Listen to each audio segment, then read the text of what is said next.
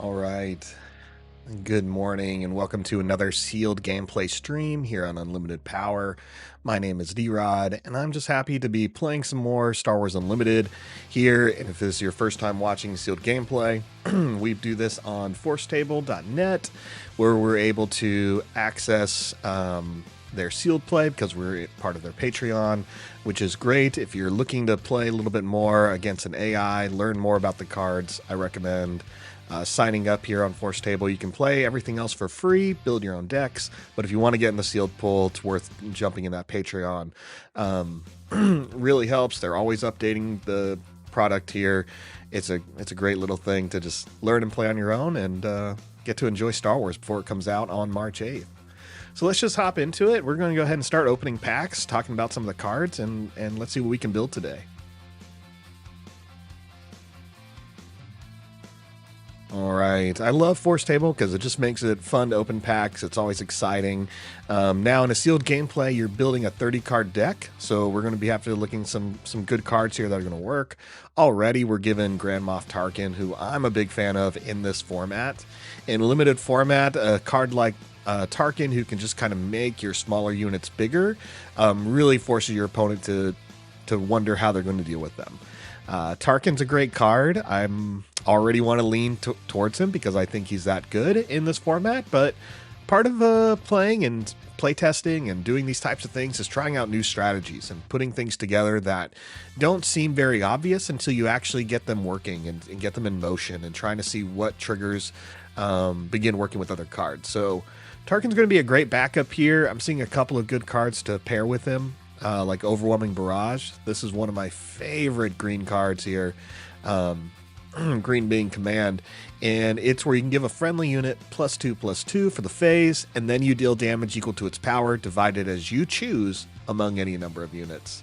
So this is a really great card. If you can get a unit up to 6 or 8, that's 8 damage that you're going to be able to spread around pretty well.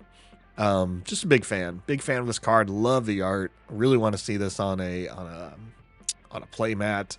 Just would love it. So big fan of Star Destroyers and think they did this one really well as it's coming out of like this eclipse and just destroying these 2 medical frigates. Love it. But let's take a look at some of the other cards we'd like to see. We did get a new one in here, Moment of Peace. This one was released just this week.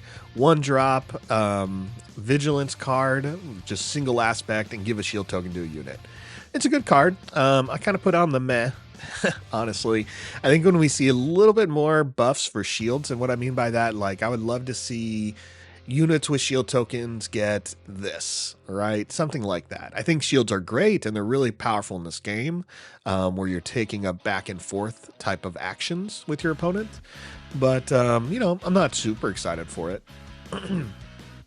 Cantina Braggart, Cartel Spacer, Surprise Strike. This is a great one. If you're following Sabine decks, this card makes a lot of sense. Attack of the unit gets +3 for this attack. Really strong. We did get a maximum firepower. This one's good, but it does have some restrictions there. It's only 1 aspect and it's black. But you have to have a friendly Imperial unit, and you would want to have a second one as well. So you're going to have to target the same unit to deal damage to, but you have an option of kind of like overwhelming them. So, good card. As far as our higher rarity cost cards, we did get a Wedge Antilles, who really needs you to kind of build around him. You're going to want to have a couple of vehicles in play, giving them ambush, and really taking advantage of that. So I don't know if we're going to go heavy into that, but this is pack 1, and we got 5 more packs to go. Let's go ahead and move on. So we know we have Tarkin, and here comes Leia. So far, 2 good green builds here. Leia Organa gives you Raid 1 when she's in play, and when this unit completes an attack, you may attack with another Rebel. Really great. It's going to kind of bypass a lot of the action steps and help you move a little faster here. I say it all the time. Leia cheats the system, and if you can cheat in this game legally, you should do it. And the fact that she can kind of move quicker, use 2 units at one time, they are restricted to Rebel, is just really just going to put your opponent on tilt. Hard to deal with, but you're going to have the support to make it work. So far, we haven't seen too many Rebel units. Even in this pack alone, it's heavy Imperial, honestly. So let's take a look at the rest of the pack here. We got an ISB agent, decent, 1-drop. You know, we'd have to kind of go in those colors of yellow and black, but a 1 with the 3 toughness, I'm a big fan of. Snowtrooper Lieutenant, very good as long as we got a couple more Imperial units. Homestead Militia here kind of works either way. You're going to get that Sentinel once you hit that 6 resource. It's good, you know, it's fine. Green Squadron Air Wing is a great card. 2 aspects though, red and white, so you really want to commit to it, but that Raid 2 as a 1/3, just fun. Just fun. Katina Braggart's okay. Great utility here with the Disabling Fang Fighter. Love that it's only 1 aspect and that's red, so easy to fit in if we go those colors. A couple other good cards here. We did see General Veers, who's going to give all of our Imperial units a buff. So if we do end up going Imperial, we know we have this sitting in our villainy aspect, as well as a TIE Advance to kind of give 2 more experience tokens. Now again, this is just making that that Grand Moff Tarkin really tempting. We saw in Pack 1. But again, you know, I love building Tarkin. It's easy to lean into that, and when you do a lot of limited, you find yourself doing the same thing. So let's just go ahead and see what else we got. Agent Callus, and we got a Yoda as our foil, so that's a nice extra rare drop to get in our packs. Go ahead and move on here. Next pack, Pack 3.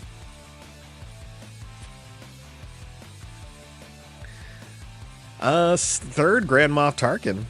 Our second Grand Moff Tarkin, so they really want me to play the Grand Moff, and, you know, we are in a limited... you know, the set's not fully released, so we're going to see that happen a bit, where we're going to see a lot of the same leader units. Again, you know, really wants me to lean into Grand Moff Tarkin, and I won't be able to help it if I do now. But we'll see what else we got here. 7th Fleet Defender's a great card here. Yellow and black, a 3/2. It protects itself on entry. Yeah, you know, if we end up going that yellow, 7th Fleet Defender is going to be really solid.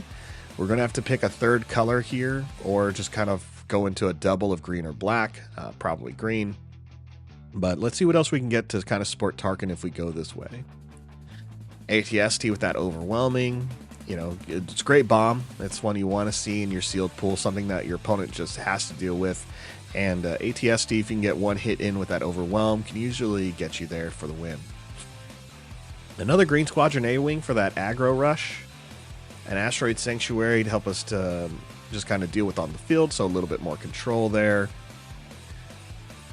Everything else is really kind of okay. I'm a big fan of the Scout Bike Pursuer, who just kind of gets stronger as he goes. It's a good 2-drop, but again, it's 2 aspects. So if we do end up going with this, we want to play blue. I wouldn't really want to pay 4 for this card, but paying 2 for a card that can eventually be a 4/4 is pretty great.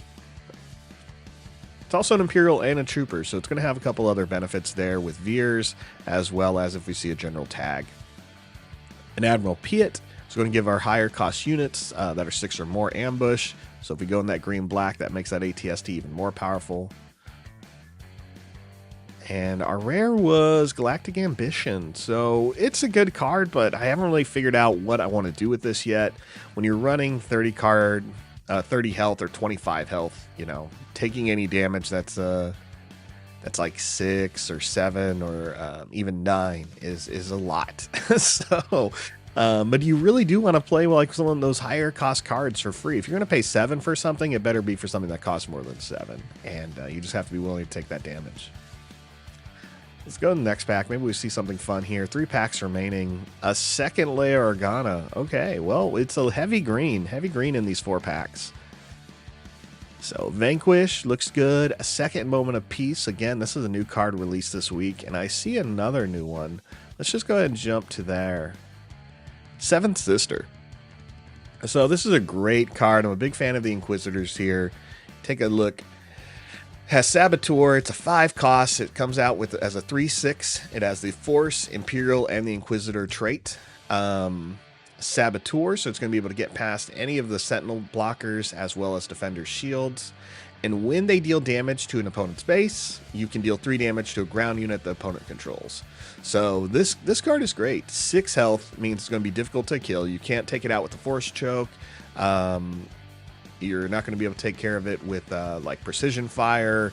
You're going to have to use something like maximum barrage, or sorry, maximum firepower, overwhelming barrage, and hope you can get 6 damage. So, or a vanquish. So takedown is also not going to take down this card. So it's a great card to get out there. It's tough to deal with, and it's just going to get past Saboteur. So no matter what, you're going to get this second ability of dealing combat damage to an opponent's base and hitting something else on the ground for 3. Throw on a Forced Lightsaber, you're now dealing 1 damage to, not Force, Forgotten Lightsaber. You're going to be dealing 1 damage to every unit in the ground and additional 3. So it's really good. It's kind of like a mini Vader, a little bit stronger. Really excited there. Hopefully we see a little bit more red because I'd love to try to fit this in today.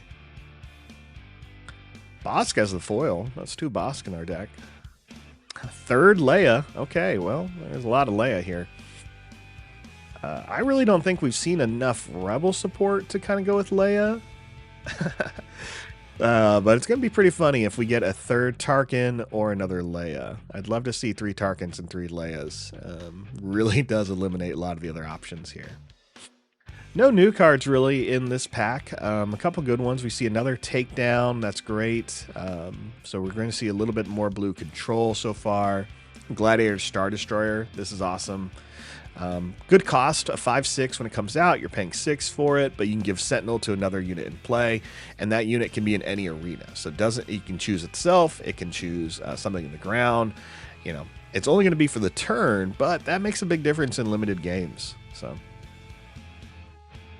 yeah, 2nd Admiral Piet, and for our rare, we got Luke Skywalker Jedi Knight, 7 cost, blue-white, Force Jedi Rebel. Can heal your base for 3 when it attacks.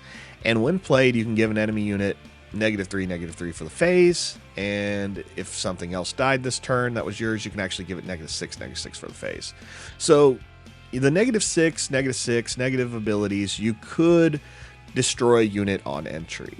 I don't know if it's worth 7. I like Luke Skywalker, but there's a reason why we're getting Jedi Knight and not, Jedi Master. So we're not really seeing a strong Luke here. We're seeing like a really decent Luke. And I think when you pair him up against like a Vader that saw release last week, it's not on the same level. Blue and white also struggle a little bit to get to 7. So I don't know. I don't know if it's worth the time in a sealed pool. All right, our last pack is Jyn Erso, Rebel from Rogue One, 4/7. She costs 6 now. So her ability is okay. While a friendly unit is attacking, the defender gets -1, -0. You actually have to exhaust her to trigger this when she's just a leader outside of the ground arena, and it's okay. Your units may live a little bit longer, but it's not necessarily like a strong strategy. Yeah, I don't know. I'm just not sure how I feel about her. You don't really see people talking about her so much in the meta, when you can run things like Sabine or Leia that move a little bit faster. And if you want to go yellow-white, it's kind of, you're really going to have to make it work. And maybe that's what I try today. But let's take a look what else we got in this pack. Rugged Survivors cost 5, but get strong. You can get all the way up to about a 7 due to its grit mechanic. So that's really good, and it's only 1 blue. So easy to fit in if we go this Tarkin route. Another Takedown, so a lot of control today. A seasoned Shore Trooper who's going to get stronger after 6 resources. A nice Force Choke. As long as we have a Force unit, we can pay 1 less and deal 5 damage to a non-vehicle. And a couple of our higher cost cards are Vanguard Ace. I'm a fan of this card. I'm just I want to kind of see a little bit more. So you're paying 2, you're getting this nice New Republic fighter. So we're seeing kind of like that in between of the original trilogy and the sequels, which is good. So I think that's fun. But for each other card you played this phase, give an experience token to this unit. So Vanguard Ace is definitely a card you played towards the end. I mean, it's a 1/1, so you're not really going to want to put that out your first turn. You'd rather play it later. And you really want to have some other cards in your hand to take advantage of this effect, because making it stronger is going to be solid. But you need some low-cost units to make that work. And again, you're kind of holding on to it. So if you can get a little bit more card draw in the yellow and white, this would be helpful just to fill up your hand and take care of the Vanguard Ace. I'm hoping we see a couple more fighters similar to like in Star Wars Destiny, you had a TIE fighter and an X-Wing, and I can't remember what they were called, but essentially when you played them, you could search your deck for another one of the same card. So you'd play a TIE fighter, search your deck, grab another TIE fighter, put it in your hand, and you could just kind of repeat that. And I think that's kind of what we want to see with some of these other units that have similar abilities to the Vanguard Ace. Last card is Han Solo. He's kind of dealing with that same problem that we saw in Luke earlier. He's a 7 cost, yellow-white, 6/6. The better part about Han Solo, though, he comes in with ambush, so he's ready to hit something, and when he attacks, he deals damage to the deals combat damage before the defender. So yes, Luke can enter play, maybe kill something, but Han enters play, gets to shoot when he comes into play, gets to immediately shoot a unit, and it's possible he can shoot a unit without that unit ever doing damage to him. So I like that. I think it's a lot better. All right. Well, we don't have many options here. So the AAA Organa, 2 Grand Moff Tarkins, and a Jyn Erso. Chances are we're going Grand Moff Tarkin. I didn't want to, but I think that's the way to go. As you can see, we have 2 Admiral Piets, we have an Agent Callus, we have an ATST, we have a Veers. It's making that Tarkin look really good. What you want to see with Tarkin, though, is a couple of low-cost units to start building experience tokens on. That's going to make the big difference here. And that's going to help us decide what the next color we should choose is. Now, I really want to play the 7th Sister, but I'm not seeing a lot of red here to make it work. If we go red, that kind of leaves us Cantina Braggarts who aren't Imperial. We get the 1st Legion Snowtrooper. We can take the Partisan Insurgents, again, not Imperial. So it's all right. And a Wampa. So a lot of Fang Fighters to deal with the utility here. And our red cards are okay. Mission Briefing's good. Open Fire's good. Keep Fighting is good. But, I think blue is a little bit more tempting. We have Double Takedown, a Vanquish. We could try Moment of Peace. I think we're just going to have to go blue. All right, let's put it together. Close here. Build our deck. Choosing Grand Moff. They want us to play double green. We're going to pass. And we'll play that Dagobah Swamp. So, basic base, 30 card, or 30 health, no abilities here. Let's build a 30 card deck real quick. We know we're playing General Veers. We're going to play both Scout Bike Pursuers, Snowtrooper Lieutenant, the ATST for sure. Let's put Admiral Piet in to give us a little bit of boost there for that ATST. Definitely a Shore Trooper. We essentially want to play anything that is Imperial, and then we'll kind of come back. Let's check our space units here, what we can play. The Star Destroyer, the TIE Advance, and let's make room for that Patrol Craft, just to have a little bit more Sentinel in space. It's only 3 space units, so we're going to have to really make that work. Luckily, we have some events to really get us through here. So Overwhelming Barrage is a must. Again, this is a great card. It's 5 cost, give a friendly unit +2/+2, and deal damage equal to its power divided as you choose amongst other units. This is going to help if we run into some heavy space focus decks. So definitely taking that. We'll take the Resupply to move a little bit faster. Might even play more than 30 cards because of it. Both takedowns, you really want all your essentially your destroy events. You want all your defeat events that you can to kind of give you control. These types of cards can help deal with your opponent's bombs, because if they only have like an ATSC they're hoping to get out, or a good Star Destroyer, or Home One, or Bright, or anything like that, you just want to take it out. So Vanquish is going to be that card to hold on to and just disappoint your opponent. That's kind of why I play it. Because we are playing a lot more Imperials, I think Maximum Firepower is a good card. If we don't want it, we can always throw it in the resource if we're having trouble keeping 2 Imperials in play. You can play it with 1, but it's better if you have 2. So we'll put that in there. Let's try the new card Moment of Peace just to see how this helps. We'll be playing a lot of upgrades essentially on our units with experience tokens from Tarkin and shield tokens. Let's get that going. All right, so we are at 20 cards. We need 10 more, and we may bump it up just a little bit. So let's go ahead and see where we can do some work. We're going to go ahead and play the surgical droid. It's okay. We won't be able to put experience tokens on it, but it may buy us a little bit more time using the, I don't know, just kind of controlling the matchup a little bit, which is what we want to do. It also has 3 toughness, so it's solid.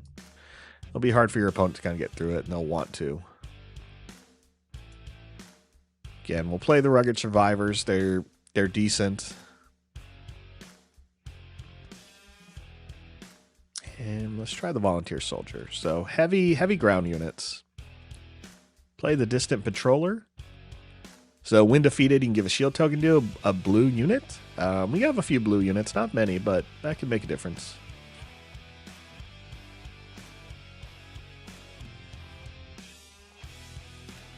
And we may play some of these tactical advantages. Let's go ahead and play Academy Trade to give one of our units either a space unit or ground, +2/+2.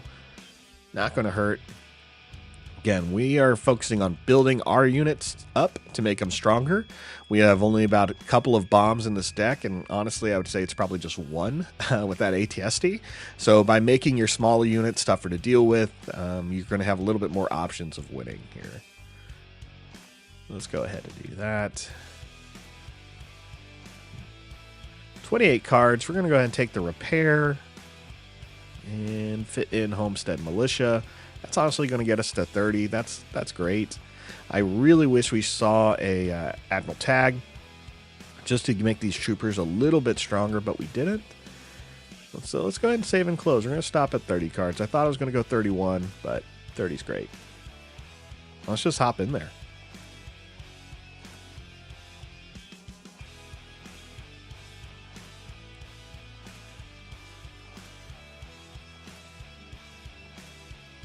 All right, no mulligan for us. Let's just play with it how we have it.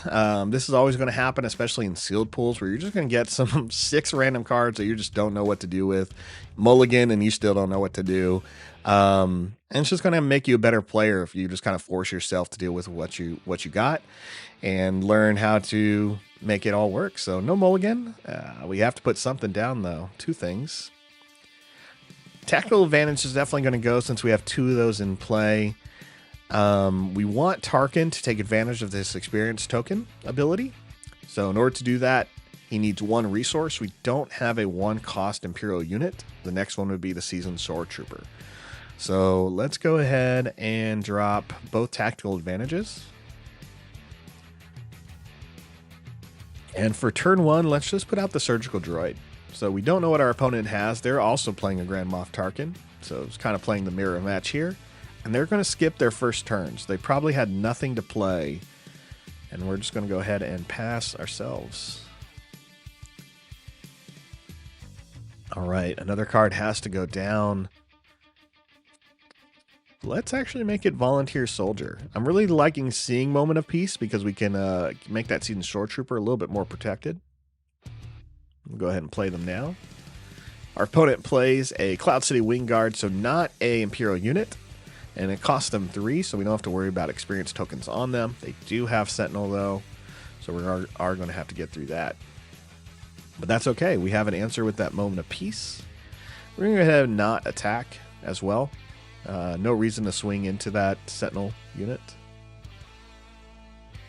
And we're going to drop maximum firepower. So far, I've dropped 3 events. So all the events are solid, but we really want to build a little bit more on the Seasoned Sword Trooper. So we're going to go ahead and put a shield unit on him. Make him a little bit tougher. Grand Moff Tarkin did play the Emperor's Royal Guard. He doesn't have an official in play, but if he does get one, it's going to have Sentinel. So right now it is a 4/5 due to that experience token. We're going to do the same, though. Put an experience token on our Shore Trooper, making him a 4/5 as well. Cloud City Wing Guard decides to swing into the Shore Trooper to remove that shield. Smart move. We're going to go ahead and swing on this base, though, since now we don't have any Sentinel to worry about. I'm going to skip that Emperor's Royal Guard. I don't want to swing into it if we don't have to. Let the opponent try to, put out their own official. and make us worry about it. We also have a nice takedown to deal with that Royal Guard, but we'll see. We'll see. Here's the tough choice. We have 2 6-drops. We have the ATST and we have the Gladiator Star Destroyer. We can play one of these next turn. We also have the Patrol Craft, which can give Sentinel now. We haven't really seen them play any space units, so I think I'm going to drop the Patrol Craft. This gets us to 5, which means we can play Grand Moff Tarkin this turn, as well as our opponent. 3, 4, 5, 6. Let's go ahead and use Grand Moff Tarkin's ability, and we're going to go ahead and give an experience token to the Shore Trooper. The opponent plays this Patrol Craft, like we were thinking about doing. Very similar decks here. Let's go ahead and put our Grand Moff Tarkin into play. Opponent does the same thing, which means Emperor's Royal Guard is live with that Sentinel ability. So now we're going to have to get through it. But we have an answer for it. We can defeat a unit with 5 health or less. No, we can't have an answer for it because it's 6 now. Gross. All right, let's just swing into this. We could use a Surgical Guard. I really want to see what they do. All right, we're going to swing with the Surgical Droid into the Emperor's Royal Guard. It's going to drop its health down to 5. Grand Moff Tarkin ends up swinging, puts an experience token back on the Royal Guard. That is a smart move by the AI. So we can say what we want, but that AI knows what it's doing. That's for sure. So we could take it down pretty easily. We are going to take some damage. We only have 6 health on the Shore Trooper, and this thing is also going to hit for 6. So that's a lot. 6 exactly. You know what? Nope. We're just going to swing with Tarkin. So we don't really need Tarkin in play. It's great. But, you know, again, we want to build up units, make it harder for our opponent to deal with. The Royal Guard decides to swing into our base instead of killing off the Tarkin. I thought maybe it would kill off the Tarkin, but he didn't. So let's just go ahead and take them down and get them out of there. We no longer have to worry about Sentinel, and our opponent has the initiative. So let's go ahead and swing with the Seasoned Shore Trooper. Hit our opponent for a good 6, which is great. And let's pass. So on this turn, because we'll have 6 resources, Seasoned Shore Trooper is going to get a little bit stronger. So it's going to get a +2 +0, making it a +6 now. So it's going to be hitting for 8 every turn. We're going to drop a card here. This is going to give us Sentinel. This is a good bomb. This kind of deals with anything in play. I think Gladiator Star Destroyer has to go. All right. Opponent goes first, and they play a Hardpoint Heavy Blaster. So attached unit gains on attack. If this unit isn't attacking a base, you may deal 2 damage to a unit in the defender's arena. The opponent can only attack our base, so not really a great card to play. I'm going to go ahead and swing on the opponent's base just to put another token on our Seasoned Shore Trooper. This is going to put him up to 9. Let's go ahead and play Academy Training. Give it another +1/+1. Again, making the Shore Trooper really difficult to deal with. We still have our big bomb in our hand. We're not playing him this turn. Put out the Homestead Militia for that Sentinel just to protect the Shore Trooper a little bit more. And then we're going to swing on the base. And hit him for 11. So this game is over next turn. The opponent is going to have to play a Vanquish if they're going to want to have to deal with our Shore Trooper. Takedown's not going to do the job. So if they don't have a Vanquish or put out a Sentinel unit, the game is ours. No need to put a resource down. 6 resources is pretty solid. I don't know what the opponent did. Oh, no, I get to go first. Interesting. Yeah, game over. Always good. All right, 11 damage to the face. So, big fan of Grand Moff Tarkin. Really can get the job done in sealed as long as you're getting a little bit of the right pools, which what you need is some Imperial units. But again, this is a good example of how you build and make your own bombs. So we were holding on to our ATSD, who, if we didn't have Tarkin, we would be relying on him. The opponent probably would have had at least more than 10 health remaining. But Shore Trooper coming out on turn 2, putting experience token on turn 3, putting a shield token on him to keep him alive a little bit longer, and look how powerful he got. We were able to get 1, 2, 3, 4, 5 experience tokens on him and put another a +2/+2 upgrade. So really strong. All right, let's go to game 3 or next game. Sorry, game 2. So if you're unfamiliar with how Sealed works on Forcetable.net, once you get access to it, if you decide to be a Patreon member, the opponents do get a little bit harder. So you're going to see now, instead of 30 health as what's written on the card, it's gone up by +4. It's okay. You know, I don't mind it. It's nice to have a little bit of difficulty and test that out. The AI can only do so much. But there's definitely times where it's like, yep, I got it. I did 30 damage to it. I should have won, and I may have lost. But you're not using Forcetable to, you know, get all your wins in. You're using it to just kind of become a better player, see other cards, try different combinations. So it doesn't really matter if there's times we lose because we can't get past that extra 4 health. But it's very satisfying when you do. So it's like playing any game on hard mode, right? All right. Ooh, cards to get rid of. Tactical advantage can go. That's fine. This moment of peace, though, I really want to play this. Just some Yoda eating some soup. Just want some peace as he runs away from the torment of the galaxy.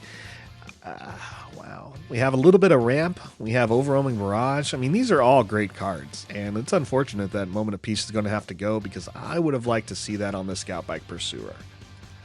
But you got to make tough decisions. So we'll go ahead and play the Scout Bike Pursuer right now. Oh, opponent does the same thing. Now theirs gets a little bit better because of Krennic. So each friendly damage unit gets +1/+0. Scout Bike Pursuer has grit, so it gets +1/+0 for each damage on it. So as soon as it gets 1 damage, it's going to get +2/+0. And that's dangerous. So we could see this card easily become a 5/4. No problem. No problem. Let's take the initiative. Opponent has to pass. They have nothing else to play.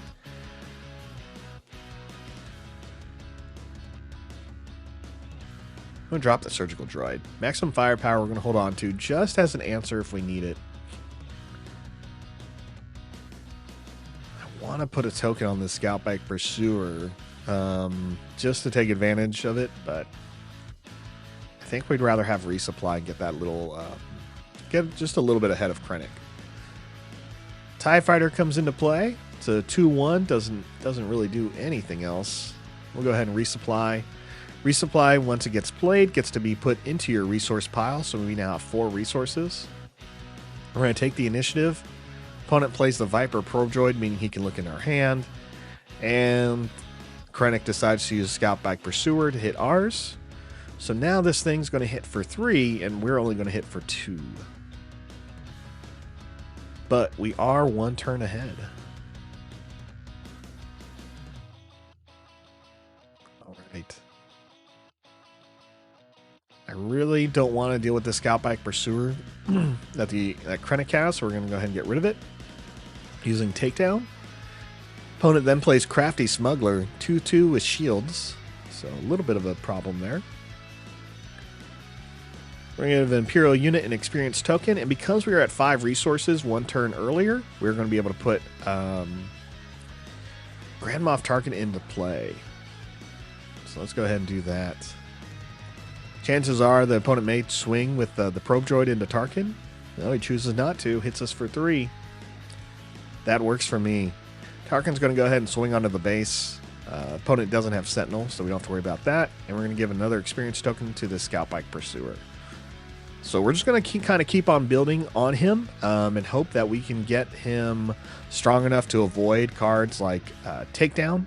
And then we just have to worry about cards like Vanquish. We hit the opponent for a bit, dropping him down to 27. The opponent takes the initiative. We're going to go ahead and pass, and we're both going to draw 2 cards. Got to get rid of something. Let's get rid of the... maximum firepower actually looks good now. So we have Snowtrooper Lieutenant, and we have maximum firepower. Snowtrooper Lieutenant's going to give an Imperial +2/+0 for this attack, and it's going to let them attack immediately, which I love.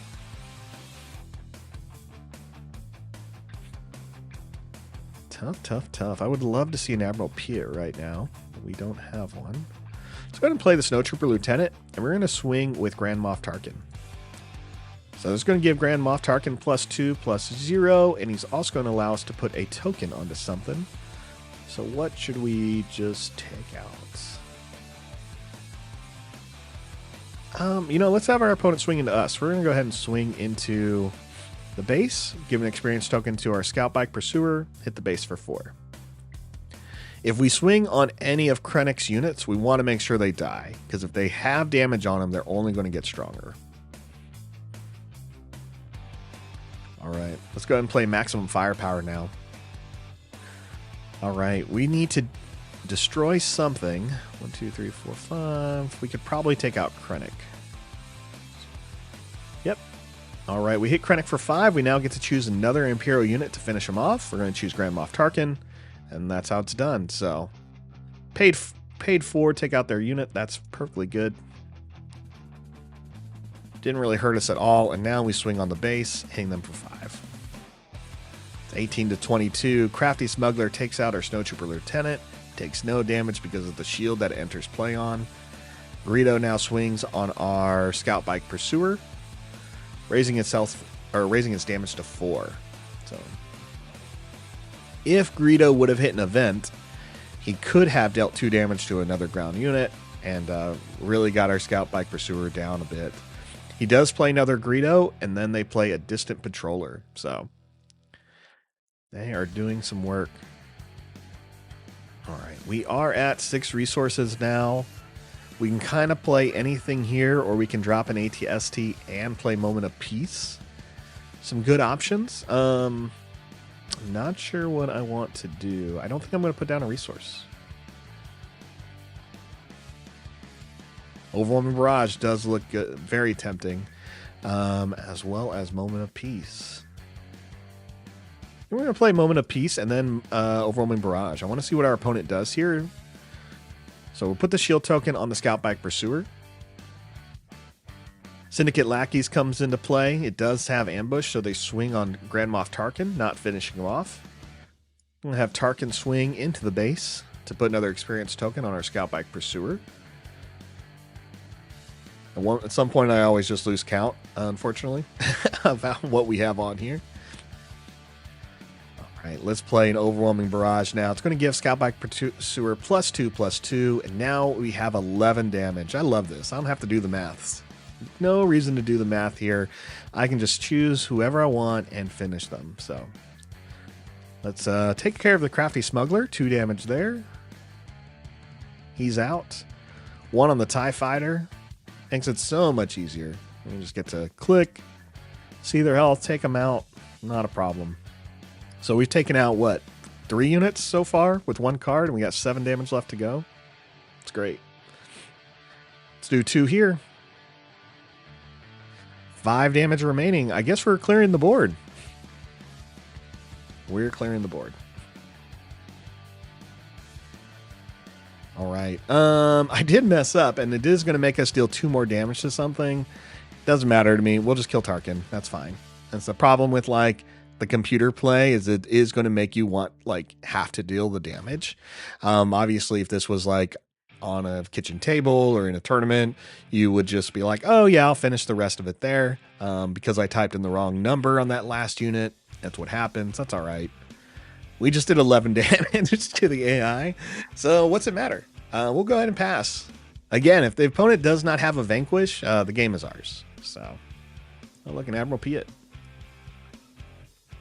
I'll go ahead and play a card there. A Scout Bike Pursuer, no Vanquish. The game is ours. Game 2, done. Wow. Again, Grand Moff Tarkin. If you're playing in a sealed pool, and as we approach pre-release in March 8th, so pretty much the last... release date is March 8th, so pre-release would be about March 1st. Tarkin's going to be a fun one, for sure. I'm not going to spend too much time in that screen. Let's just jump to round 3. So again, we're seeing this AI health does go up a little bit more, additional 4, so now it's at 38. So we need to deal 38 damage to our opponent. They are playing Sabine Wren, who is very popular right now in the current meta. Just very aggressive. We'll see if they have the cards to kind of deal with us. I'm hoping not. Cards we want to look out for are other things like Sabine Wrens, Red 3, Green Squadron A-Wings, Fleet Troopers. I mean, just the Rebel like synergy is so strong. And Sabine just needs low-cost units to kind of keep going. So, no mulligan for us. A tactical advantage can go, and we'll drop patrol craft. Tactical advantage has been in our hand every opening hand so far. We'll play the Scout Bike Pursuer, giving us a good 2-drop. Opponent plays Lothal Insurgent. The ability does not matter. Nothing to trigger it. And it's just a 3-2 Rebel. Let's take the initiative. Sabine uses her ability of exhausting herself to deal 1 damage to both bases. When your base has 38 health and your enemy base has 30, that's pretty good. Not a fan. Not a fan. All right, here's the hard part. Scout Bike Pursuer is a 1/4, and we really want to play this resupplied. We can get Grand Moff Tarkin out next turn. We can go to 5. We can play Callus. We can play Overwhelming Barrage. Anything like that. We won't be able to play anything else if we use Grand Moff Tarkin's ability. Let's go with the ramp. We may lose the Scout Bike Pursuer, and that's okay, but honestly, I think just getting a little bit, a turn ahead is going to give us a couple more options. We already see the opponent plays a Jawa, who's a 2/1 with Saboteur, and a Greedo. So 2/1 drops. This is what Sabine wants to see. A lot of lower cost units so they can just continue to swing, putting the pressure on you and getting your damage down. Again, Sabine's ability drops us to 28. They're only at 35. Lothal Insurgent does swing on the Scout Bike Pursuer, so we have only like 1 more turn with that. But that Scout Bike Pursuer does hit for 4 now. All right, we are at 5. So we could play Overwhelming Barrage right now, get +2/+2, and kind of clear this board. Not kind of, we can clear the board. I think that's what we're going to do. +2/+2 here. We can do 6 damage. So we're going to do 1 there. A little bit of overkill for sure. This time we won't mess up. We're going to do 4 to this Jawa, just obliterate him. And Greedo, well, it only takes 1 shot to kill Greedo. And that's canon. Greedo does hit the Infiltrator skill, though, which is a non-unit card, so they can deal 2 damage to another unit. They choose a Scout Bike Pursuer. Luckily, our Scout Bike Pursuer has +2/+2 till the end of the phase. So he's going to stay alive, and he's going to hit hard. So we're going to go ahead and deploy Grand Moff Tarkin here. Sabine uses the ability again to drop us down to 27. Grand Moff's going to swing into the base to lower it down to 32. We'll give an experience token to the Scout Bike. That's not really going to matter. He will die at the end of this turn. We can hit the... Oh, man. We can hit the base, and we could hit the base for about 7 damage, or we can just take out Sabine right now. I think we're going to... Are we going to hit Sabine? 7's a lot. 7 will drop this thing down to 25. We don't have any other answers in our hand, though, to deal with Sabine. So let's just take her out now. 9. Sorry, it was 9 damage. It was a lot more than I expected. All right, another Infiltrator skill comes out, and it gets attached to the Starwing Scout. A terrible name for a card, or for a ship, period. And a card. But when defeated, if they have the initiative, they draw 2 cards. So we're going to make sure that doesn't happen. We're going to take the initiative now. That thing's going to be hitting hard. And we're going to want to see some Sentinel soon. Oh, man. All these cards are good. Veers is good. Piet's great. We need answers here. Let's drop our Sentinel from the Homestead Militia and continue to build on the Imperial route here. I'm going to play Admiral Piet. Opponent plays General Dodonna, giving all rebel units +1/+1. Luckily, this is not a rebel unit. The Starwing Scout, this poorly named card. If I could ever bring it up. There it is. Only a vehicle and a fighter, so not too big of a deal. Our Agent Callus is definitely going to have to take care of General Dodonna. We're going to go ahead and play the TIE Advanced and put 2 counters on Grand Moff Tarkin. So our goal now is to kind of keep him alive. Opponent hits us for 5. Not great. We'll take out Dodonna with Grand Moff Tarkin, and we're going to put an experience token on our TIE Advance to take out that Starwing Scout here in a bit. And we're going to take the initiative after Sabine hits us for another damage. It is 31-21 game. We're down by 10. I'm not too worried about it. If we can find our ATST, we'll be pretty set. I'm not going to drop a resource. 6 is really good for what we have. The ATST is really the only thing big left to play. We did get maximum firepower, so I think we're good on taking out the Starwing Scout. And that's what we're going to do, actually. So first we'll use the TIE Advanced. Hit this thing for 4. Finishes off, no problem. Sabine uses her ability to hit us for 1. It's now 30-20. We're going to swing with Grand Moff Tarkin. And put an experience token on our Admiral Piet. Opponent takes the initiative, so they have nothing left to play. I'm not really sure what they're holding on to, but I don't have to figure that out. I just need to hit this base. We hit it for 4 with the TIE Advance, and now we swing with Admiral Piet to hit it for an additional 2. It's a 20-20 game. We caught up. We did 10 damage that turn. We cleared the board, and we only made our unit stronger. So, solid. Grand Moff Tarkin, everyone. No, again, no reason to play more than 6 resources for where we're at.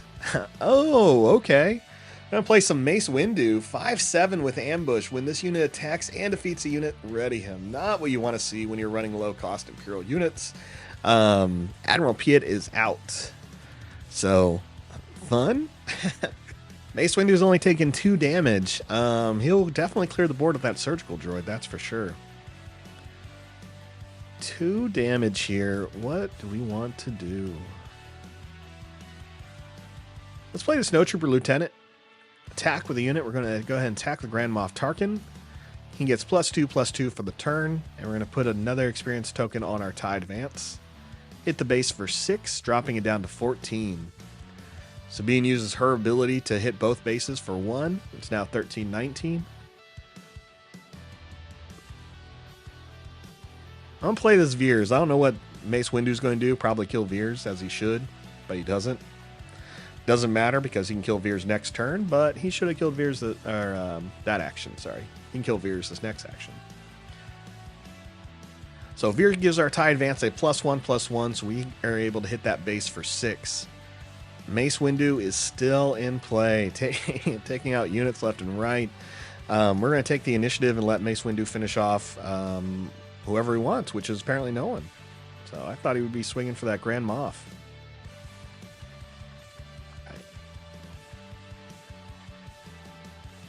That is pretty much game. We're going to play the Agent Callus because I want to see a Agent Callus with Ambush take out Mace Windu here. Party's over. Now we get to say it. Boom. Both die. Oh no. Yeah, both die, but we draw a card. So I'll take it. Callus's ability is whenever a unique unit dies on your opponent's on your turn, you get to draw a card. Only once per turn though. All right, we swing with the Grand Moff, lowering it down to 3, and we finish off this base, dropping it to 0. So we did 38 damage. Not really a big deal. Tarkin just kind of gets through things left and right. Great card. We got the solid builds to make that work. Let's go and take a look again at what we built here. Oh, this is what we had to choose from. So 2 surgical droids. We didn't really use too much. They were okay. ATST I was really hoping to put into play, but you didn't need it, right? Grand Moff Tarkin made his own ATSTs eventually. But if you do have an ATST, you really want Admiral Piet to make that work. Again, not a bad card. Can build You can make them stronger with Grand Moff Tarkin. This 4 health, really great. But it's what makes the AT-ST better. To just be able to play that, have ambush, have overwhelm, makes it great. Callus we didn't really take advantage of too much there. Veers we didn't really see. The cards that really did it for us were Scout Bike Pursuer, Seasoned Shore Trooper, Snow Trooper Lieutenant. These 3 units here are what really got us there. So, again, with Grand Moff Tarkin, you don't need a lot to build upon. If I had a lot more of events and fewer units, that'd be fine. We didn't have to go too far into space, which was good. We only had 4 units there. And luckily, again, we had a lot of great events here. 2 takedowns, 2 tactical advantages, which we use as resources all the time. Overwhelming Barrage, favorite card. And maximum firepower. So, we just obliterated anyone who got in our way, and I had a fun time. This is a really fast sealed stream, so I think we're just going ahead and do it again. So, save and close, and the sealed 3 wins. I think that's the fastest I've ever beaten the AI with a deck.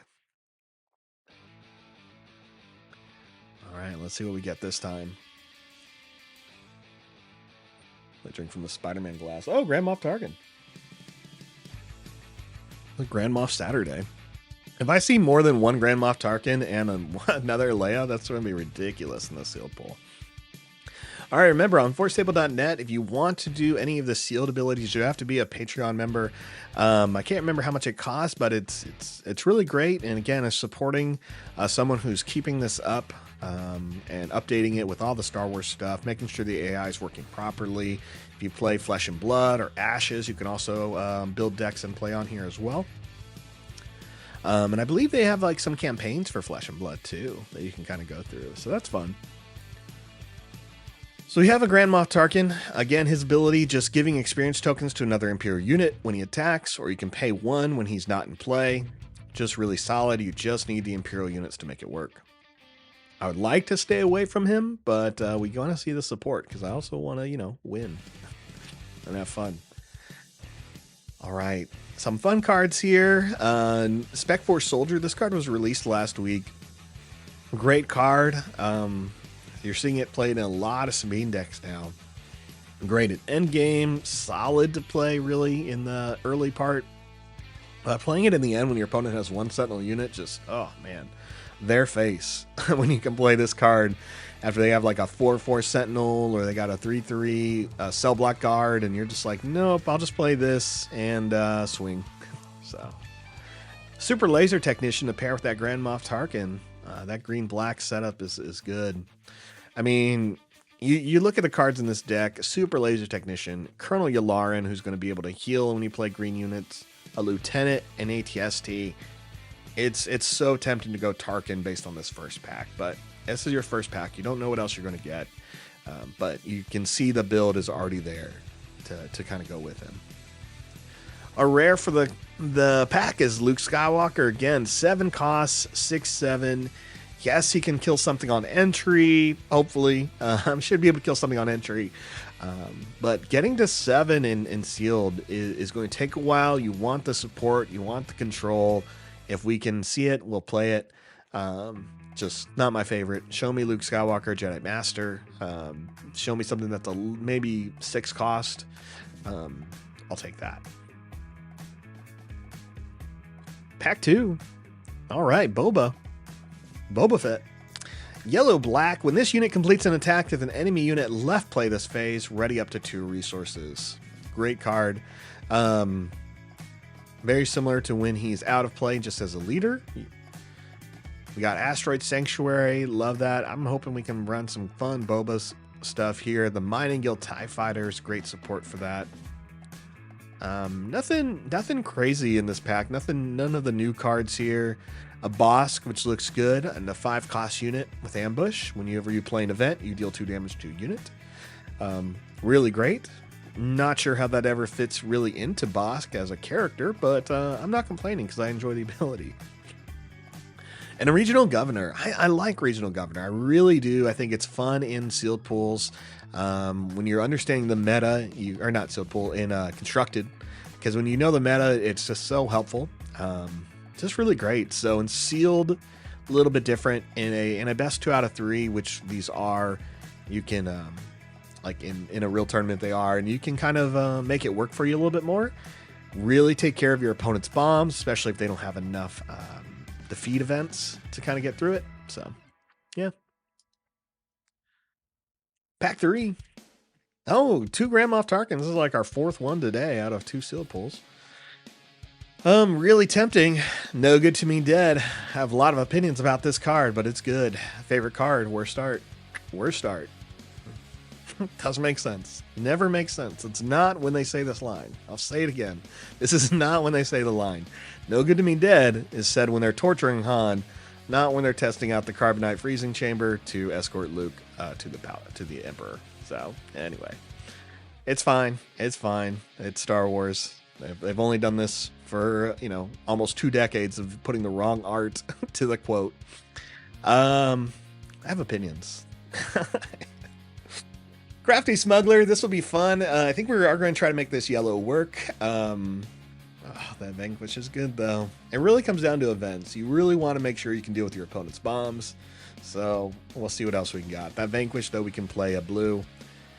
Which means I'm not going to be playing Cantina Bouncer if we go that blue. I don't want to play double yellow.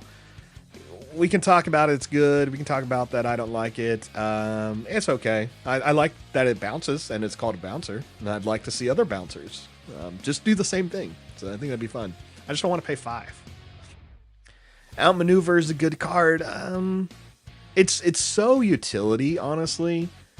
Choose an arena and exhaust each unit in that arena. So that's really cool. It can hurt you or it can help you. If your opponent went heavy space and you went heavy ground and you just don't know how you're going to get through, you need to survive another turn, this card gets you out of there. That's great. You're going to want to go first, but it really is helpful. It's also situational. A second boss, I'll take it. Admiral Akbar. Great card, green-white. When played, you may deal damage to a unit equal to the number of units you control in its arena. It's a good card. It's not really limited to anything as far as type. It doesn't say Rebel, it doesn't say Trooper, it just says units. So it's a good one to splash in there, but that's where these aspects come into play. Like, it's green-white, so you probably are playing Rebel at that point. Crafty Smuggler as our foil. I'm so excited to see the foils in real life in this game. I'm so pumped. All right, a Jyn Erso, yellow-white. Not tempting, honestly. When a friendly unit is attacking, the defender gets -1, -0, or you can exhaust her to have a friendly unit attack and give the defender -1, 0 when she's not in play. So it's okay. It's all right. Let's move on. Open Fire is a great card. Deal 4 damage to a unit. Big fan. 4 is kind of the solid number. But Open Fire just deals with it. And second No Good to Me Dead, very tempting. Another Vanquish. I think we know what we're playing here. So Resilient. I think it's our third Bosk. So we're gonna have to make sure we have enough yellow support. Or some strong blue units here. A Shoot First. Classic Han, shooting some Greedo. We did get an ATSD, which again is our second one. They're fun little bombs here. They're only 1 black aspect token, so we're not going to be punished if we go that direction.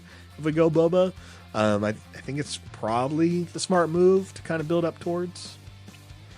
Let's move to pack 5. I need to see some low-cost yellow units or some more events. All right, a third No Good to Me Dead. That's great. We're going to be exhausting units all day.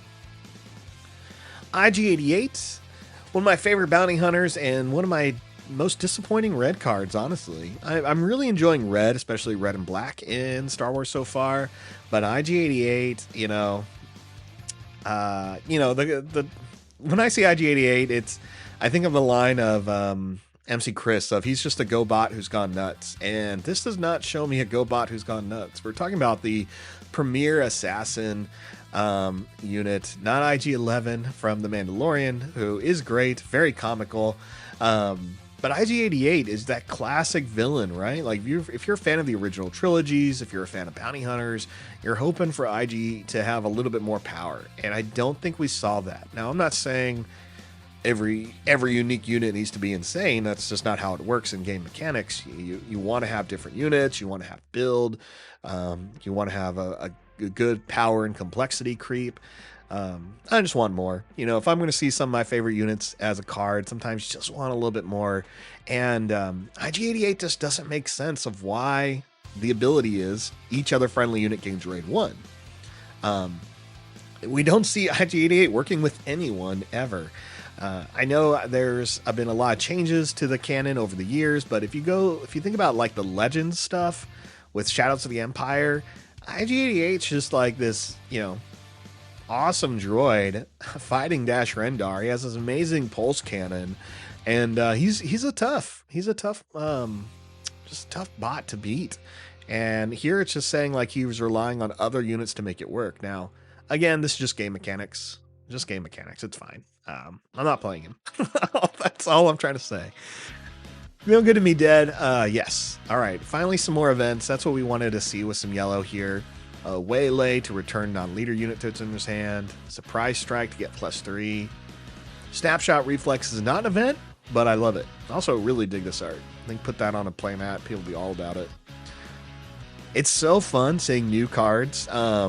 You know, if you've played any of the other Star Wars like Destiny or the LCG, TCG, CCG, and here we are. You know, we're finally getting to this point where now we're seeing more of the new stuff in art, stuff like from The Mandalorian, Ahsoka, and it's just so cool. You know, this is our first time seeing Mando in a card art in a playable game. Yes, he's in Legion and has some art, but yeah, this is kind of different, right? Really excited. As far as our bombs, here we got Fett's Fire Spray.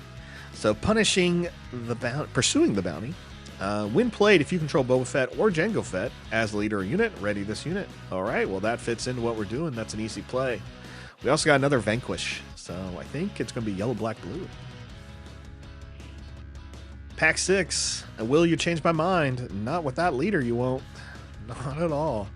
Outer Rim Headhunter. This is going to be great. A raid 1 on attack. If you control a leader unit, you may exhaust a non-leader unit. So that's good. I think that's like our 4th no good to me dead. Another outmaneuver. I think our 4th of that. An Asteroid Sanctuary. Okay. You know, talk about fun red cards. Ruthless Raider. This guy is great. Look at this ship. Just Imperial capital ship. I don't know the class. I want to say it's not a Victory class Star Destroyer. I don't know what kind of Star Destroyer this is. It almost looks like the the one with the gravity wells. I can't remember what they're called, but it's so narrow. It's so hard for me to pin this down what it is. It's obviously not a super. I'll have to look at this a little bit more. But anyway, when played and when defeated, deal 2 damage to an enemy base and 2 damage to an enemy unit.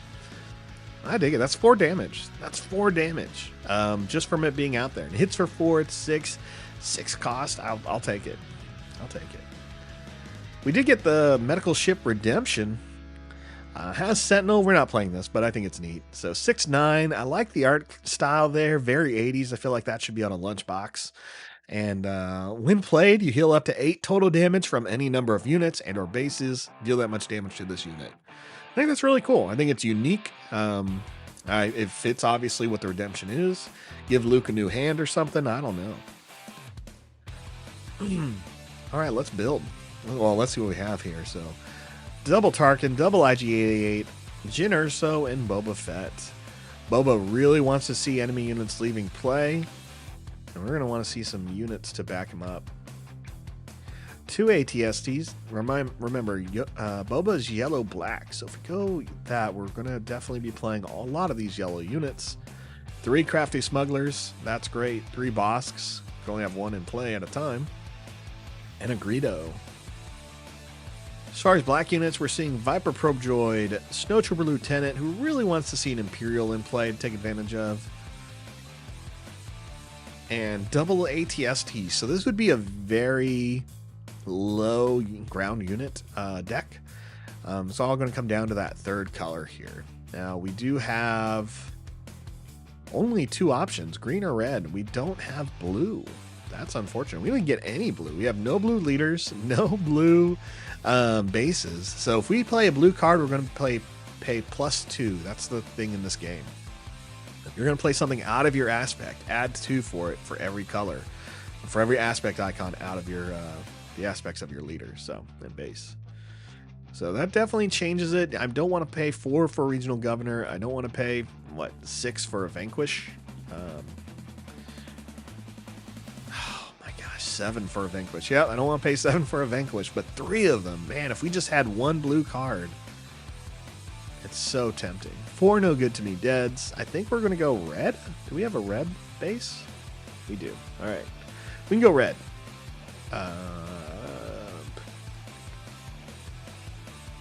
Yeah, red's the way to go. If we go green, that gives us... Nope, green gives us Piet. It's probably going to be green.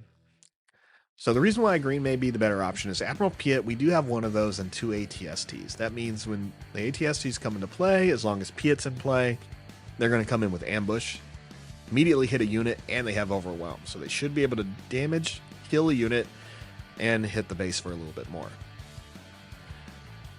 As far as other green units we can play, we get that super laser technician. So we're not going to get many green units. 1 patrolling V-Wing if we want it. And as far as events, not too heavy there either. But we have a lot of yellow. 5 outmaneuvers. I guess we're trying that. Let's build it. Let's have some fun. Look, they already gave us green. They know what we're doing. All right, so we're going to play Admiral Piet, that's for sure. We're going to play all 3 of these Bosks, all 3 Crafty Smugglers, Greedo, the Technician, Yularen, just because he's a body. We're at 10 units. Let's see what else we get to do here. Definitely playing the Fire Spray, so 6. Playing both TIE Fighters because they're low cost. The Headhunter, the V-Wing because it draws us cards, and all 2 of the 7 Fleet Defenders. Solid 3 drop that gets shield. 17 cards so far. Smuggling Compartment, we're definitely going to play this card. It's a 1 cost. You put it on a vehicle, which we have 7 of, or we have 9 of so far. And anyway, on attack, you ready a resource. So it's also going to give them a +1/+1. All right. Well, play all 4 no good to me dead so we can exhaust units and keep them exhausted. Play both Asteroid Sanctuaries. Play shoots first. Surprise strike. Waylay to return non-leader unit to its owner's hand. That's going to help with that Boba Fett ability. That gives us 1 card left to play. We have 10 events so far, 2 upgrades, 7 space units, 10 ground units. My temptation here is to play the Snow Trooper Lieutenant or Probe Droid. No, we didn't put any ATSTs in. That was a problem. 31 cards. I don't mind playing 31 when we have the draw and a Super Laser Technician. 10 events. I may get rid of Snapshot Reflexes for another event.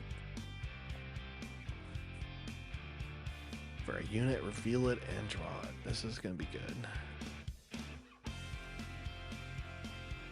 I think we're going to get rid of Snapshot Reflexes.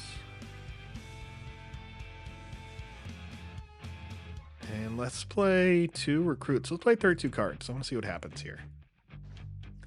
All right, let's just hop to it. Boba Fett. All right, game 1. Opponent only has 30 health here. They do get higher as we continue, and we're going up against the Grand Inquisitor.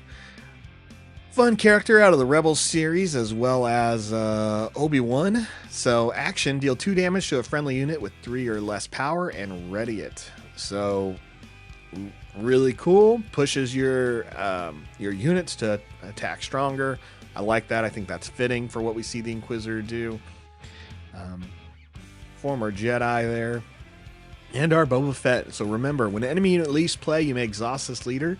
If you do, ready a resource. So we should get a little bit ahead of here and putting some cards out. No mulligan. We're just going to have to deal with what we got. We have a lot of Bosks, so we'll drop one of them. And we don't have a vehicle, so we're going to go ahead and drop that. Let's play the Smuggler. He comes into play with a shield token on him, so I don't have to worry about that. And the opponent plays Benthic Two Tubes. Fun character out of the Rogue One movies. We see him in a couple other series like Rebels. And on attack, another friendly red unit gains Raid 2 for this phase. So we'll take him out next turn, no problem. Let's take the initiative. The opponent's going to play Infiltrator's skill to give it +1/+1 and Saboteur, giving him a little bit more health. And now Two Tubes is damaged with the Inquisitor's ability, readies, and hits us for 3. That's fine. All right, we have Waylay, so we can kind of remove him from the game. We have a No Good to Me Dead, so we can keep him tapped. And we have an Asteroid Sanctuary to give us another shield. So a lot of options here to deal with him. Let's just get rid of a No Good to Me Dead. And we're going to go ahead and swing with our Crafty Smuggler into the base. I want to see what our opponent does. I'm hoping they play a card first. They do. They play the V-Wing. Okay.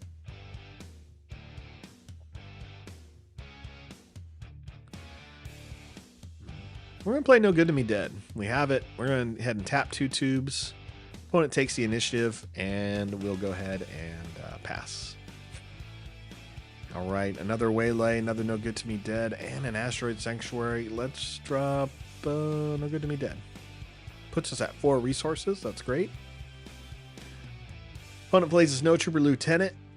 No Imperial, so just gets to swing with that V-Wing for 1. Not really a big deal on our part. Take out the Snow Trooper Lieutenant, hit him for 2, we'll lose our shield. Opponent plays General Tag to give a trooper, up to 3 troopers, an experience token. 2 tubes is a Rebel trooper, so that's a little bit annoying. Not a big deal for us. We'll go ahead and waylay that. So 2 tubes loses the experience token and Infiltrator skill. We can exhaust Boba to give us a second resource, just in case we need to play anything. Which we don't. So we'll pass. This is going to put us at 5. Boba Fett comes into play at turn 5, so that's perfect. We're going to drop the 7th Fleet Defender. I like keeping the events here as the options, especially once Boba does hit play. I'm going to do that right now. I'm going to deploy the leader. Out comes 2 tubes. Not a big deal for us. Let's waylay the militia.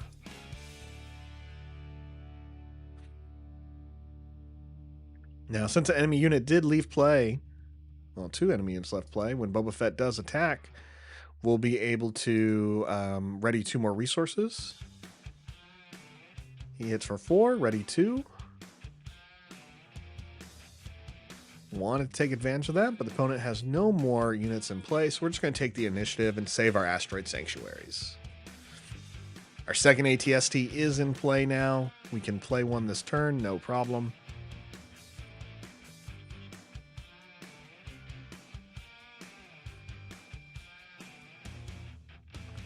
Play an ATST. Comes out 6/7 with Overwhelm. We see them play an Ardent Sympathizer as a 3/3. That Sympathizer does get stronger when the opponent has the initiative. We're going to use Boba Fett to swing into 2 tubes. Hits 2 tubes for 4, completes the attack, triggering Boba's ability. So that's what makes Boba really good. We'll go ahead and ready 2 resources. And the Inquisitor comes out on turn 6. We are currently on turn 6. So let's pass. Once the Inquisitor comes into play, we're going to exhaust it and put a shield token on our Boba Fett. There he is. All right. Exhaust the Inquisitor, so we have to deal with that. Tag comes into play. Oh, we have to give a shield token to a friendly unit that costs 3 or less. That's all right. Tag comes in, puts 2 tokens on the Sympathizer, or 1 token on the Sympathizer and 1 token on 2 tubes. Grand Inquisitor, just so you know, on attack, he'll deal 1 damage to another friendly unit and ready it. The unit has to be 3 or less. These are all good. 2 damage to a unit. Yeah, play Piet. Alright, first things first, let's swing with the ATST on something. I'm going to swing on 2 tubes because I don't really want to see that damage come through. Overwhelm does hit the command center for 3. And the opponent plays Gladiator Star Destroyer, putting Sentinel on the Ardent Sympathizer. Okay. Not a big deal. Let's go ahead and play Bosk. That way when we do play Asteroid Sanctuary, we'll be able to do some damage. Trigger Ambush with Bosk. We have to swing in the Sympathizer. Sympathizer won't be able to kill us, though. Leave us with 1 health remaining. Tag decides to attack and swings on the base instead of Bosk. So let's play the Asteroid Sanctuary. We're going to go ahead and exhaust the Inquisitor. Not our problem. Deal 2 damage to another unit. Let's hit Tag. Get him off the field. And now we're going to swing with Boba Fett. We are going to lose the initiative this turn, but that's okay. We haven't taken a single hit from this Inquisitor. And I would like to not. Alright, let's both draw 2 cards. Me and the opponent, I still have 2 cards left. I'm actually going to keep all cards in my hand, giving me 3. 7 resources is good for what we have so far. The opponent can see what's in my hand, that's fine. We don't have any events, so we're going to go ahead and swing with the... Yeah, we'll swing with the ATST into the base, dropping it down to 11. Opponent plays the Cantina Braggart, 0-3 with Raid 2. Not a big deal.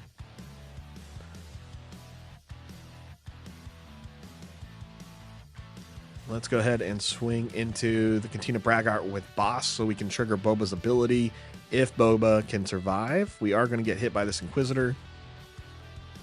Inquisitor just hits our base and hits the Viper Droid so he can ready the Viper Droid. Oh, we got to play a card if we're going to make this work. Play another ATST. AI decides to swing with the Gladiator Star Destroyer instead of the Viper Droid. That's would have been the better play to use the Viper Droid. Swing into that Boba. Ready our resources, and we're going to be playing both units this turn. We're going to lose the initiative, but I think we're in a good setup. Oh, you know what? No, let's take the initiative. Let's go first. We're at 9, opponent's at 7. We pretty much have it, and we have a shoot first. That's cool. I wish we could get there, but we can't. Not this turn.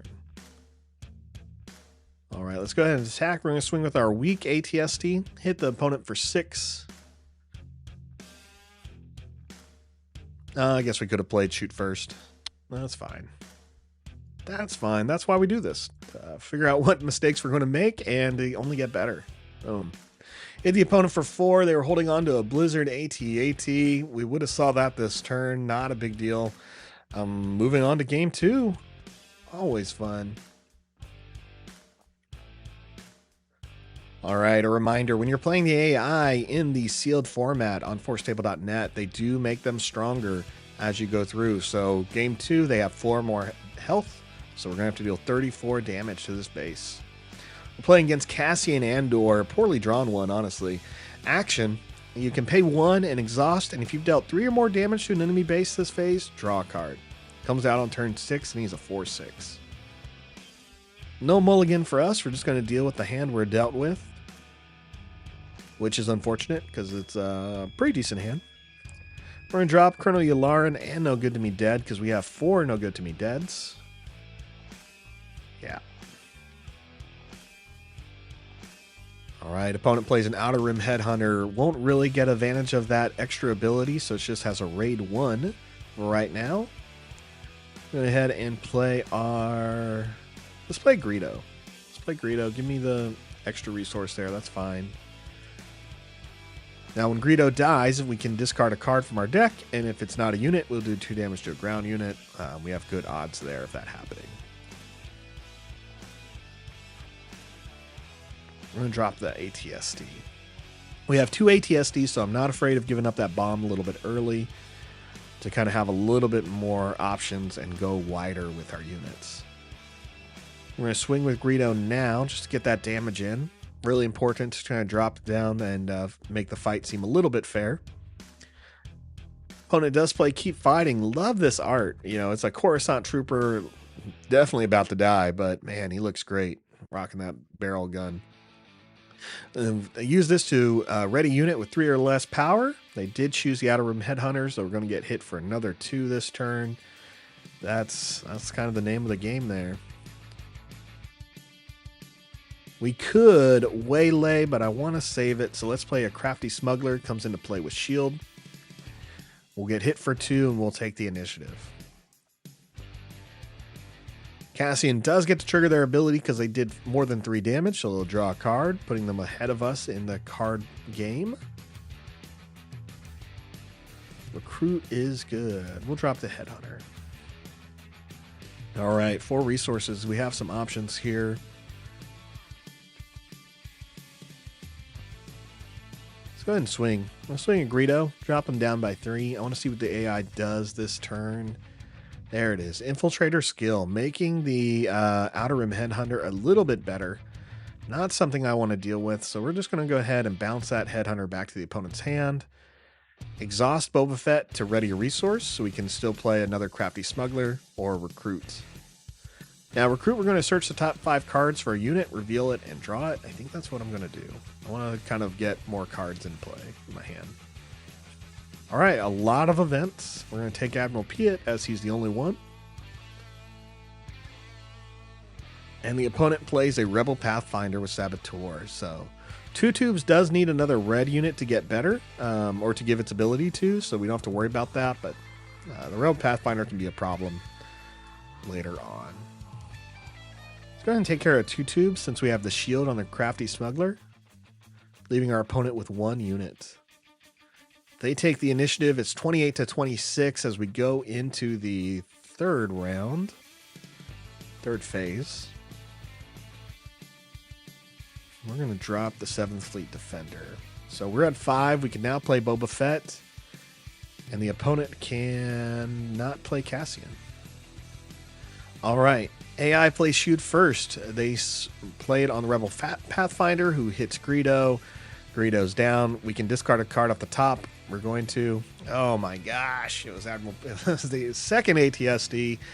Admiral Piet's essentially worthless now. That's fun. So let's just go ahead and play Bosk, I guess. Trigger the ambush ability.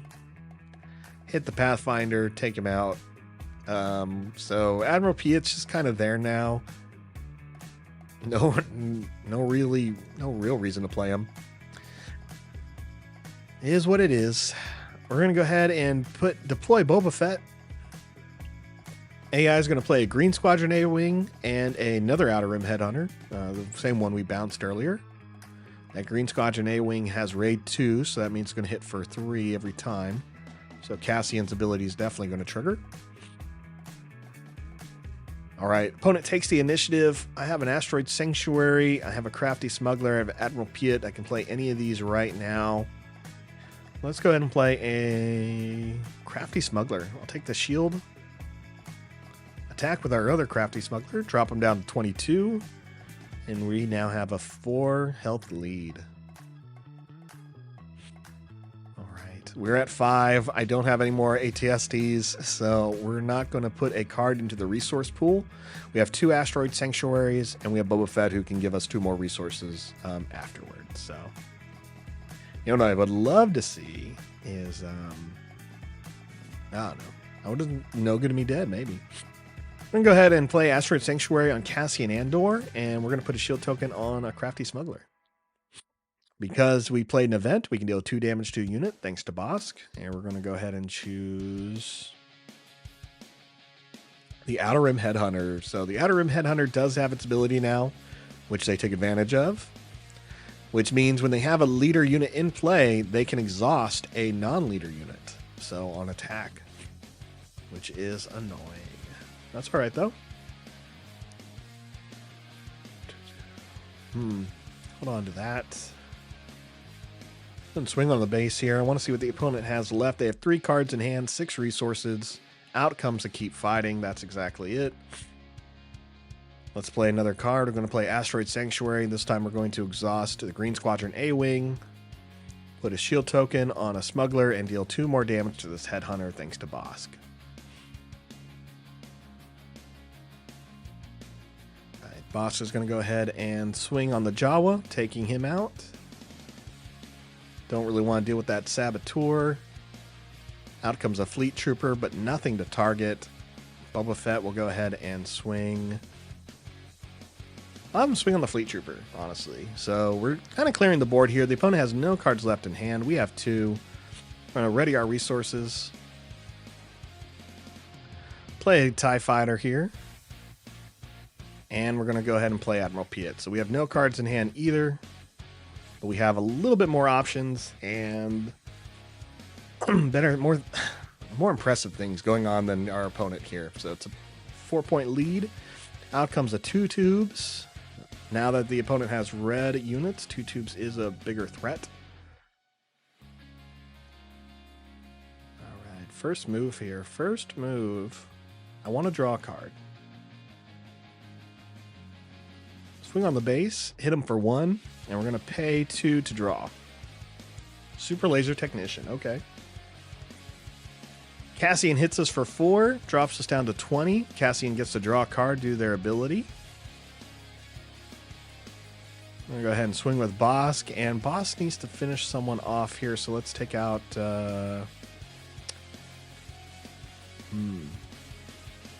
No, he doesn't. We have all these shield unit guys. Let's just use them, right?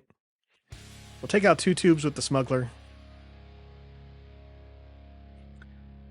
Opponent plays a Sentinel or Infiltrator skill, giving it +1/+1. That means this Green Squadron A-Wing is going to hit for 4 now, which is gross. I have no events to kind of make that go a little bit faster. Boba Fett's going to go ahead and swing into the command tower for 4 damage. We're going to ready 2 more resources since we had an opponent unit leave play this turn. We're going to take 4 to the face, so we're at 16. Let's swing with Admiral Piet into the base for 1. All right. AI takes the initiative. It is just us. We have some options here.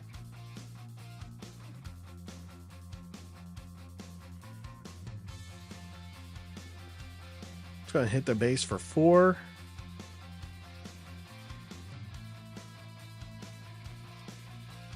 Hit Cassian for 2. We're going to lose our shield. Play another Bosks. Trigger the ambush. And we're going to attack into Cassian, finishing him off. Now, this is one of those interesting things, and I don't know if Forcetable has all the essentially priorities. If they're doing the stack right, if you're familiar with Magic, the stack has to do with like the level in the order in which things resolve. And so we play a Bosk, and usually if you play a unique card, you have to get rid of another one to destroy. But because Bosk has an ambush ability, that's going to be triggered first. So after you play this unit, he may ready and attack an enemy unit. So he does, he attacks. When he completes the ambush trigger, you now have the destroy unit trigger. And I think they got this right, but it's one of those I need to just double check. It does make a lot of things really crazy, especially with the new Vader. But those ambush abilities with unique units can really make a difference. I gotta get rid of one of our units. It doesn't matter which one. They both have 4 damage on them, so I'll just get rid of the old one, and we'll pass. All right, we have a shoot first and a no good to me get to dead. No reason to drop any of these cards into the resource pool. 5 is fine for what we have left in our deck.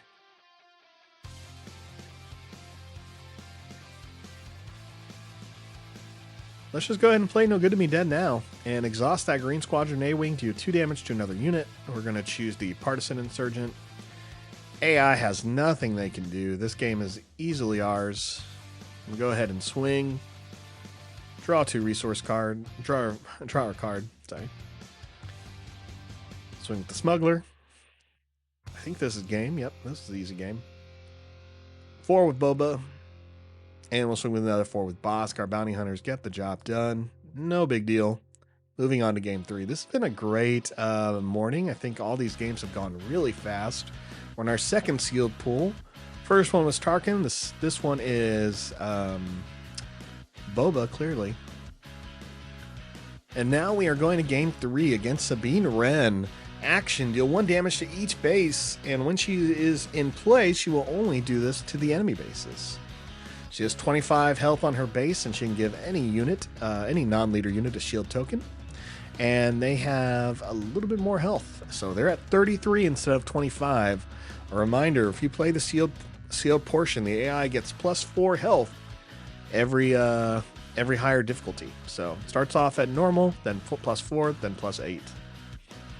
No mulligan for us. I have to get rid of something. Wow, 2 waylays, 2 no good to me deads. Now, this is my only amount of waylays. I have 2 more no good to me deads into this deck. And we're just rolling in Hans, left and right, man. Prized possession for sure. Yularen's going to be a body, and we don't have many green units, but he is a body to put into play this turn, and I think that matters. So, let's just get rid of 1 and 1. 2 events gone. This may be a tough match. We'll play Yularen. AI plays a Rebel Pathfinder, and we're going to take the initiative. Now, we could have waited till Sabine hit us to take advantage of that Yularen, but yeah, I'd rather go first. Hey, we finally see Fett's Fire Spray. Would love to play this turn, or not this turn, love to play it this turn, but love to play this game. So let's try to get there. All right, a card has to go, that's for sure. Greedo. It's like a new hope. See you for a second and get rid of you. No one cares. I wonder how many people watched A New Hope originally. You know, a lot of people watched A New Hope. I wonder people, when watching A New Hope for the first time, saw Greedo and thought, man, that guy looks cool, and then was immediately disappointed. I do want to know. I cannot recall how I felt when I saw Greedo for the first time. It's way too long ago, watching that thing on like VHS or Laserdisc, one of the two.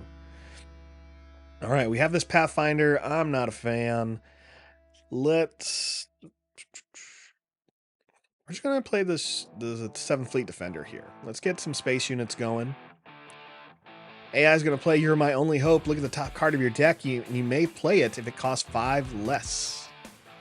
If your base has 5 or less HP remaining, you may play it for free. So I play a Wilderness Fighter, Trooper, shielded, 2/4. It's a good card. Nothing I'm too scared of at the moment. Let's hit their base for 2. All right. Sabine activates her ability. It is now a 29-28 game, and we're going to take the initiative. We're going to get hit for 2 more. Oh, no, they're going to take out Yularen. We're going to hit Yularen. Yularen has 3 health. I forgot. Way better than 2.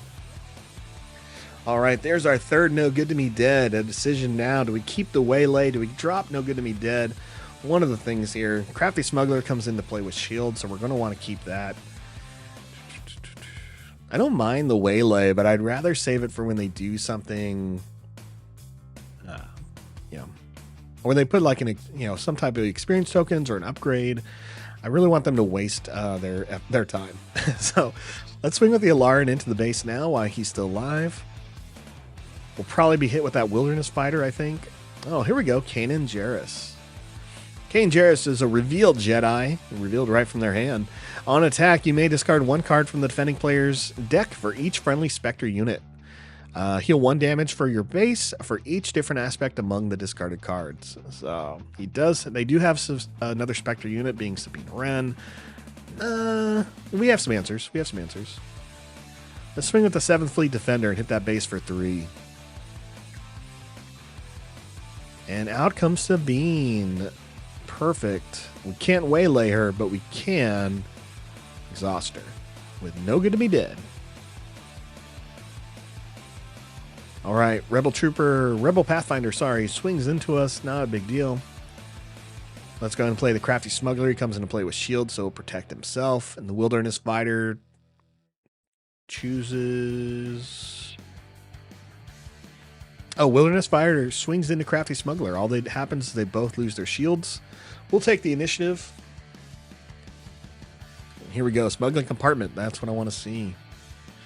Surprise strike, waylay. I don't want to get rid of any of these cards. Oh, man. Wow. All right, surprise strike. You're out. You're out. We can play Boba Fett this turn, and we're one turn away from that fire spray. All right. We don't have Saboteur. What do we want?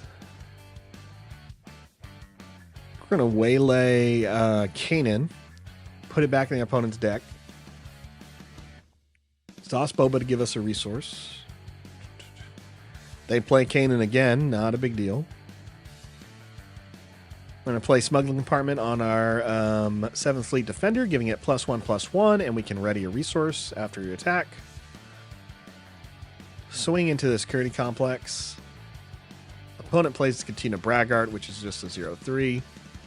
And then they use the ability to put a shield token on the Pathfinder. So they should have taken out Yularen, but they didn't. We're going to go ahead and hit that base for 2. Now, this match is a little bit different. We're not clearing the board. We're going for aggro here. So we're trying to race them. We can say that's probably bad, honestly. But it's a strategy, you know. We're 10 ahead.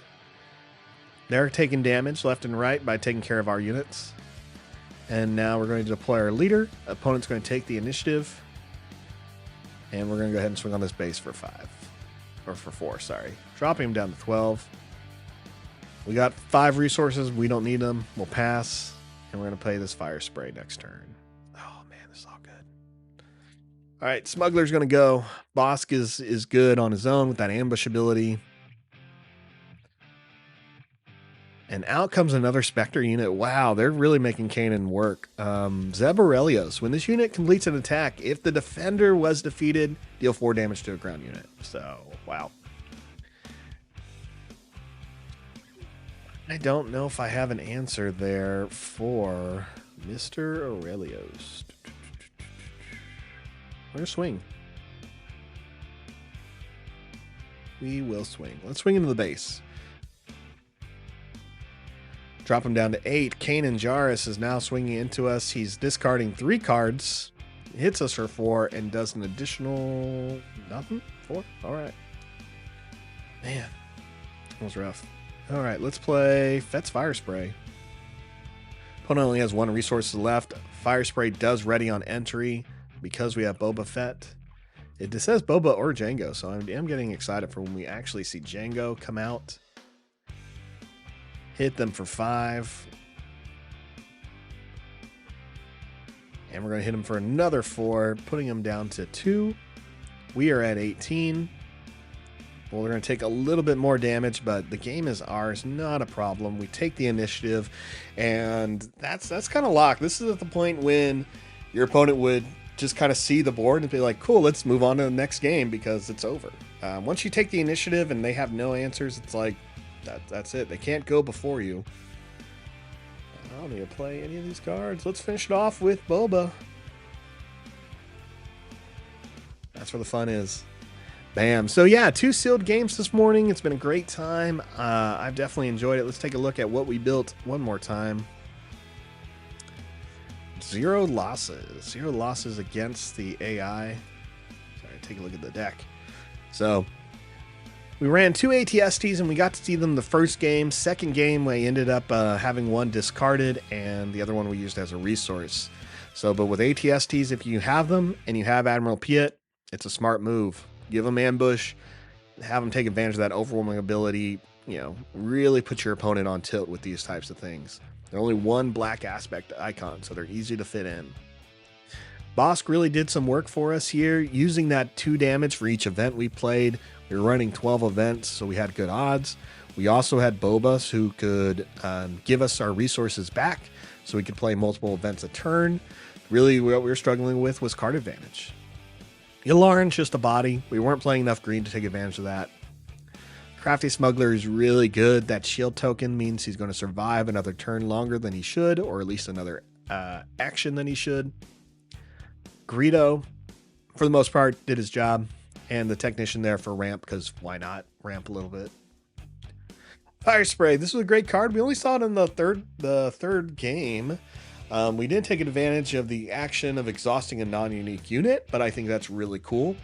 You can just spam that every action. So if you are getting overwhelmed, you should be able to, after its turn it's played, exhaust 3 units. That's a lot.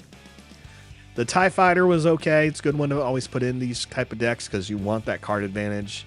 The Headhunter was used against us really well.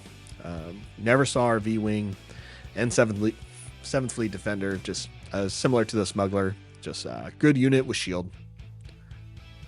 All right. 4 no good to me deads.